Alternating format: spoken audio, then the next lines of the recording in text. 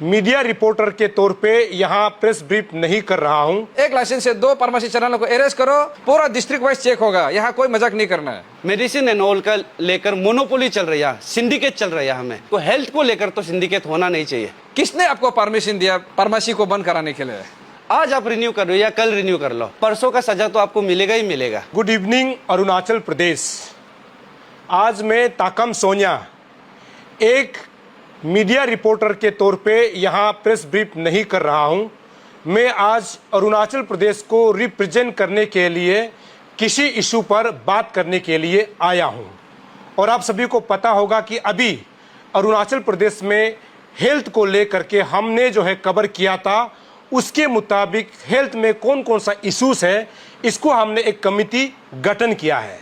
हालांकि आपको ये भी पता है कि हम लोग बोलता है ना, हेल्थ इज वेल्थ, मतलब हम सभी लोग हेल्थ कंसर्न हैं। क्योंकि जब भी कुछ होता है हम सबसे पहले ये सोचता है कि हमारा हेल्थ जो है ठीक होना है, तब हम कुछ भी काम कर सकता है। इसको लेते हुए अभी जो फार्मासिस्ट को लेकर के हमने जो अभी स्टेट में पूरा जो है सर्कुलेट हो रहा है, आप सभी के नॉलेज में है, इस सब्जेक्ट को लेकर के हमने एक कमिटी गठन किया है और कमिटी का नाम है public rights action committee. Short form में अगर आप बोलेंगे तो PRAC इसके नाम से जाने जाएंगे। और दूसरा ये है कि पब्लिक राइट्स एक्शन कमिटी का चेयरमैन हेडेड मैं खुद कर रहा हूं, ताकम सोनिया, इस इशू के लिए। दूसरा जो है मेरे साथ जो है रहेंगे सेक्रेटरी के तौर पे मिलो अम्मोबाई, और थर्ड हमने स्पोक पर्सन के तौर पे तना तमरतरा को रखा है। और इस इश्यूज को जो है पूरा मॉनिटरिंग करने के लिए, मतलब जब लीगल इलीगल का जब सब्जेक्ट मैटर आता है उसको देखने के लिए हमने लीगल एडवाइजर के तौर पे एडवोकेट टेची राणा को रखा है। और थर्ड एडवाइजर कमिटी में हमने सबसे पहले कोम्पू दोलो, जो कि रिटायर्ड जॉइंट डायरेक्टर थे, वो हमारा एडवाइजर के तौर पे रहेंगे। और साथ में तेची पुरु और बहुत सारा लोग हैं, सबका नाम गिनते गिनते मतलब समझ जाएगा और आने वाला समय में आप सभी को हम बताएंगे। ये आज का बैठक में हमने निर्णय लिया है और आगे हम सीधा सब्जेक्ट को एड्रेस करेंगे। इस कमिटी का सीधा मकसद ये है कि पहले तो अरुणाचल प्रदेश में 500 प्लस जो अनएम्प्लॉयड जो फार्मासिस्ट है उनको हमें जस्टिस दिलाना है। जस्टिस किस प्रकार से होगा आपको बता दूं कि अभी अरुणाचल प्रदेश हेल्थ डिपार्टमेंट में अलग अलग डिस्ट्रिक्ट में, जैसे कि primary health centre, community health centre या फिर डिस्ट्रिक्ट अस्पताल इंक्लूडेड टू ट्रिम्स, ऐसे में बहुत सारा मेडिकल में दवाई बांटने वाला जो है फार्मासिस्ट नहीं है। और हमारा टीम का ये सीधा जो है मकसद है कि उस तमाम मेडिकल में जो है हमारे अनएम्प्लॉयड युवाओं को जो है जो फार्मेसी करके रखा हुआ है, चाहे डी फार्म हो चाहे बी फार्म हो, ऐसे करने वाला जो बेरोजगार है उसको सरकार जल्द से जल्द नोटिफिकेशन दे करके जो सीट खाली है उसको इन तमाम यूथ को भर्ती करना चाहिए। ये हमारा सीधा जो है मकसद है। और ये जो है अनएम्प्लॉयमेंट जितना हमारा अरुणाचल का जो युवा फार्मासिस्ट है उनके लिए है। दूसरा जो है हमने जो दवाइयां बांटते हैं उसके लिए, जैसे कि आपका फार्मेसी हो गया, उसके बारे में आगे जो है सेक्रेटरी जरूर बताएंगे, लेकिन उससे पहले मैं कुछ बातें आपको बताता हूं। फार्मेसी के जब हम जिक्र करते हैं तो फार्मेसी में एक फार्मासिस्ट होना चाहिए। ये आपने पूरा न्यूज चैनल में देखा, अभी जो सोशल मीडिया में वायरल हो रहा है इसको देखा।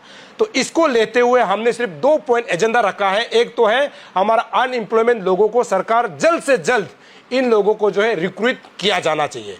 दूसरा, दवाई का चेन किस प्रकार है, आज अरुणाचल प्रदेश में किस प्रकार से मेडिसिन सप्लाई हो रहा है ये जरूर बताएंगे। लेकिन ये 2 पॉइंट है, हमारा मेन मकसद ये 2 पॉइंट है। आगे ये है कि इस इशू को हमने क्यों उठाया। रीजन ये है कि जब ये अनएम्प्लॉयमेंट टीम जो है मेरे पास आया था, उन्होंने कहा है कि ये इशू जो है बहुत जेन्युइन है। उसके बाद हमने पूरा छानबीन किया, डॉक्यूमेंट को देखने के बाद मुझे भी लगा है कि, और हमारा टीम को लगा है कि ये एक जेन्युइन मुद्दा है जिसके वजह से अरुणाचल प्रदेश में बेरोजगार का संख्या जो है बढ़ रहा है। और यही टीम जो है ये चाहता है कि इस इशू को आने वाला समय में सही रिजल्ट तक, सही अंजाम तक हमारा टीम जो है पहुंचा सकता है। और इसीलिए मैंने शुरू में कहा ना, आज ताकम सोनिया एक रिपोर्टर के तौर पे नहीं, एक मीडिया के तौर पे नहीं, एक आम इंसान, इस इशू को एड्रेस करने के लिए सिर्फ हम इस कमिटी का जो है चेयरमैन है। और मेरे अंदर में जो लोग हैं, आने वाले समय पता चलेगा, लेकिन जितना जो इस इशू को लेकर के हम लोग आगे जो है बात करेंगे। और हमारा तीसरा जो ये है कि जो अनएम्प्लॉयमेंट है उनको जल्द से जल्द हेल्थ मिनिस्टर बियोरम वाघे जो है बुलाकर उनके जो है जो अनएम्प्लॉयमेंट यूथ है उनके बारे में डिस्कस करना चाहिए। ये हमारा कमिटी का मांग है। बाकी जो मेडिसिन को लेकर के हमारा सेक्रेटरी जो मिलो अम्मो भाई है ये आप सभी को बताएंगे। थैंक यू हमारे चेयरमैन सर। जैसा आप लोगों को एवरीथिंग बता दिए कि हमारा कमेटी का नाम को लेकर और हमारा ये टीम गठन किया गया है ये मेडिकल इश्यूज के ऊपर में टैकल करने के लिए। और एवरी डिटेल्स तो कहीं ना कहीं दिया है आप लोग को कि कैसा करके इशू शुरू है और एट द सेम टाइम क्या प्रॉब्लम है ये मेडिकल सेक्टर में लेकर।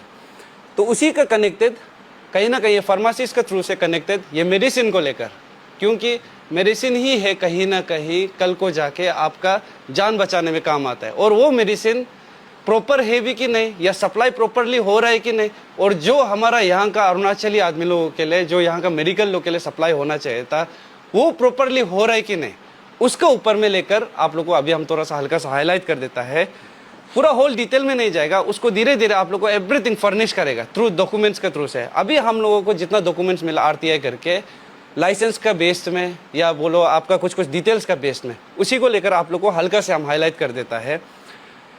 जैसे कि लास्ट ईयर हमारा 10 ईयर्स में जितना ये मेडिसिन सप्लाई हमारा यहाँ स्टेट के लिए हुआ है, मेडिकल सेक्टर में जितना हुआ है, उसका एवरी ईयर का डिटेल्स कितना, उसका प्रोक्योरमेंट कैसा था, कौन सा कंपनी से लिया गया था, और एवरी डे का दवाई का सेल होना, एवरी डे का डिटेल्स, और at the same time patients लोग का प्रेस्क्रिप्शंस लोग को भी लेकर, ये सब लोग को लेकर रिकॉर्ड्स लोग कहीं ना कहीं वहाँ प्रॉब्लम है।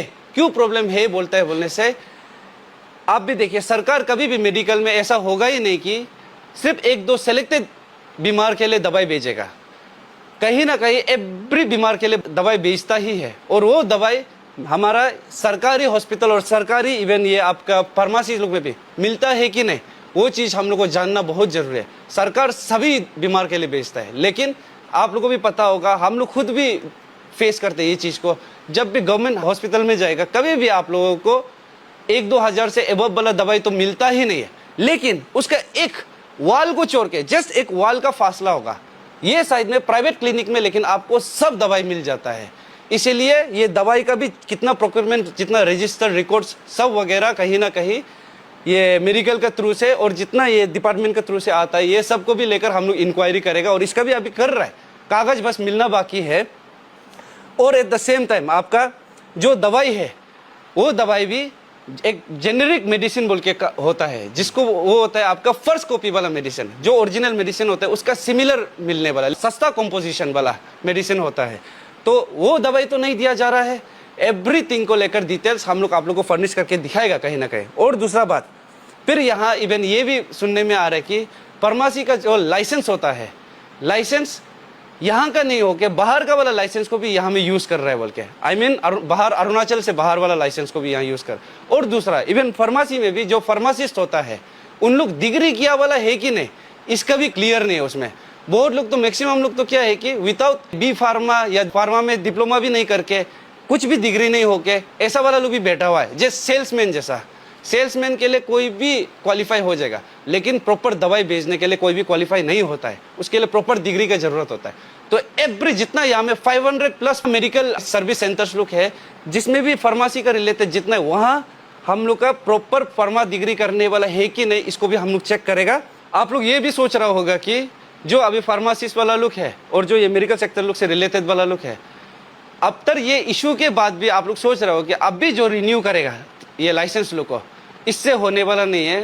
पहले भी बोला है, आज भी बोल रहा है, कानून आज आप करने के लिए सिर्फ नहीं होता है, पुराना में आप जो गलती की उसको भी सजा मिलता है। इसीलिए आज आप रिन्यू कर लो या कल रिन्यू कर लो, परसों का सजा तो आपको मिलेगा ही मिलेगा। तो इसीलिए उसके लिए भी आप लोग रेडी रह जाओ, अभी रिन्यू करके भी कोई फायदा नहीं है। तो हम लोग का तरफ से चेयरमैन सर भी आप लोग को एवरीथिंग बता दिए कि हमारा ये जनरल इन्फॉर्मेशन दिए कि हमारा ये कमेटी क्यों फॉर्म हुआ है। और अभी उस थ्रू में इशू तो चलिए ठीक है, कहीं ना कहीं फार्मेसी का कुछ रिलेटेड था, लेकिन उस थ्रू से हम लोग को इवन ये पता भी चला है कि ये फार्मेसी का थ्रू से मेडिसिन एंड ऑल का लेकर मोनोपोली चल रही है, सिंडिकेट चल रहा है यहाँ में। और वो सिंडिकेट को, हेल्थ को लेकर तो सिंडिकेट होना नहीं चाहिए।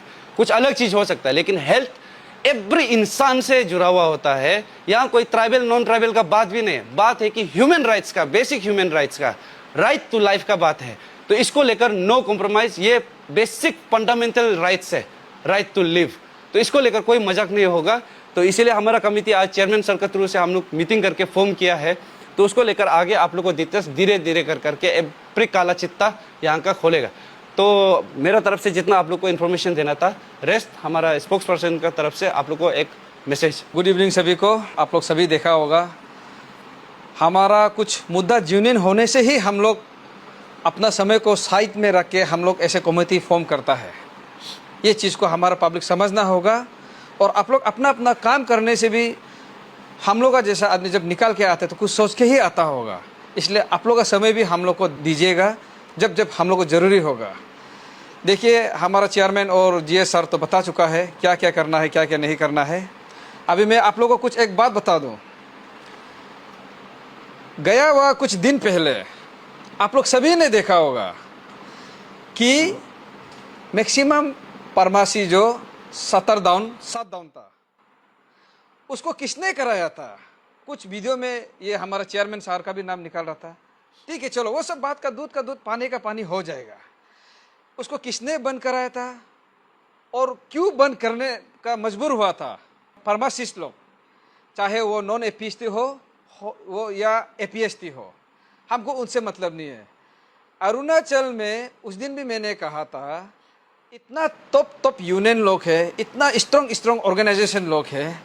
जब भी हम लोग बंद कॉल करता है, हम लोग सबसे माने बेसिक एसेंशियल चीज़ क्या होता है, उस चीज़ को हम लोग मद्देनज़र पर रख के हम लोग बंद कॉल को डिक्लेयर करता है। जैसे कि special pharmacy, medical, milk van, ये सब को हम लोग रेस्पेक्ट रख के हम लोग खोलने देता है, ताकि हम लोग बंद कॉल करने से हमारा परिवार तो मेडिकल जा सके। लेकिन अरुणाचल में कौन ऐसा पैदा हो गया, पेमा खांडू सर से भी बड़ा इतना कौन पैदा हो गया जो वो बोल दिया फार्मेसी बंद हो गया? ये बिल्कुल भी नहीं होगा। बिल्कुल रेडी हो जाओ, लीगली तुम कोई भी हो, जो भी हो, आपको जवाब देना ही पड़ेगा कोर्ट में। किसने आपको परमिशन दिया फार्मेसी को बंद कराने के लिए? हाँ, इलीगल फार्मेसी तो वो तो करना ही है, वो तो हम लोग तो कल को करेंगे ही, सरकार का मदद लेके हम लोग लीगली करेगा।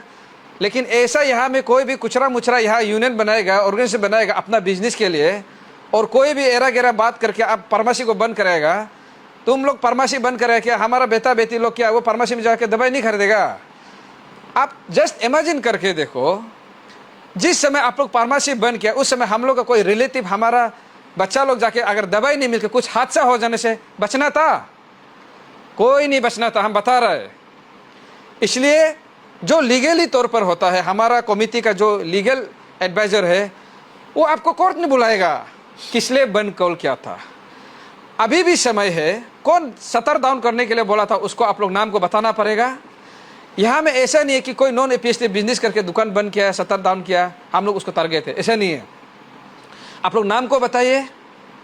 इवन बंद कॉल देने से भी वो इलीगल हम लोग को अपो लगता है, तो बीच में कौन 70 को डाउन कराया था, फार्मेसी को बंद कराया था? नाम को बताइए, खुद अपना आपको आप माप मांग के आइए कोर्ट में, क्योंकि पुलिस थाना में देगा तो कल को रजिस्टर होगा नहीं होगा मालूम नहीं, लेकिन हम कोर्ट से रजिस्टर कराएगा। और जो आदेश दिया है वो आप जाना ही पड़ेगा, उसको आप बिल्कुल भी नहीं सोचना कि आपको हम लोग बोल दिया छोड़ दे। ऐसे हम लोग अपना समय बर्बाद करके कमेटी गठन नहीं किया है। सारा पब्लिक रेडी रही है, हमारा पीछे हमारा कितना सोशल वर्कर, सोशल एक्टिविस्ट है, सबको हम लोग यहाँ नहीं ला सकते हैं। अभी धीरे धीरे करके जो अरुणाचल में सोचता है कि हम लोग अच्छा काम कर रहे हैं, आप लोग कल को हमारा जीएस सर, चेयरमैन सर से कांटेक्ट करके आप लोग भी मेंबर सेक्रेटरी में आने के लिए कोशिश कीजिए। पूरा डिस्ट्रिक्ट वाइज चेक होगा, यहाँ कोई मजाक नहीं करना है। ये है। दूसरा बात, ये चीज़ को हमारा चेयरमैन अभी जो बोला है, जो 500+ हम लोग का जो फार्मासिस्ट अनएम्प्लॉय यूथ लोग है, इन लोग को जल्द से जल्द हमारा जो हेल्थ मिनिस्टर है वीरेंद्र बागे जी, अभी आप लोग को प्यार से बोल रहा है, आप लोग बुलाइए, उन लोग का समस्या को देखिए क्या है क्या नहीं है, आप उसको सोल्यूशन देने से दे सकने से अच्छा है 1-2 हफ्ता का अंदर। अगर कल को यहाँ में लाइसेंस डुप्लीकेट हो गया, लाइसेंस में छेड़छाड़ हो गया, दवाई में अगर नकली दवाई को असली बोल के बेच के आप लोग पकड़ा गया, भगवान ना करे हम आपका भी रिजिग्नेशन के लिए मांग करेगा। सीधा सीधी बात, हमको किसी से लेन देन नहीं है। अगर पब्लिक का साथ कुछ गलत हुआ है, उसके बाद फार्मेसी भी इलीगल तरीके से चला रहा है, ये पूरी हमारा मिनिस्टर सर का अंदर आता है। और ज़रूरी पड़ेगा काल को सेटिस्फाई नहीं कर पाएगा, हम एज ए हमारा कमिटी मेंबर हम बोलेगा कि हम लोग आपका स्टेप डाउन के लिए बात कर सकता है। इसलिए समय बर्बाद नहीं होने से पहले जो चीज़ अभी spark neglected burn the house बार बार बोल रहे, इसलिए अभी समय है क्लियर करो, नकली दवाई बेचने वालों को अरेस्ट करो, 1 लाइसेंस से 2 फार्मेसी चलाने को अरेस्ट करो, और जो सतरदान करे उसको आप अरेस्ट नहीं कराता है तो मजबूरन हम लोग आपका गिरेबान पर भी हाथ डाल सकता है। धन्यवाद।